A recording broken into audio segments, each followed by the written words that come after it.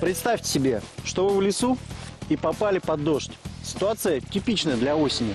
Нужно развести костер и обсушиться. На первый взгляд задача невыполнимая.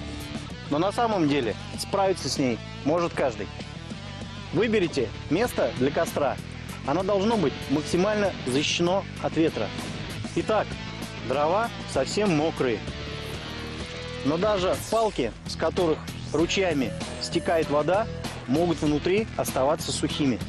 Возьмите еловую или сосновую ветку толщиной с палец и ножом снимите с нее верхний мокрый слой.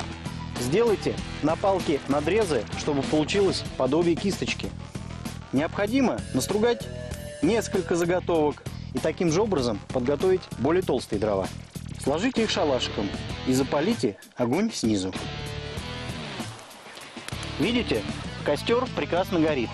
Теперь можно согреться и высушить одежду.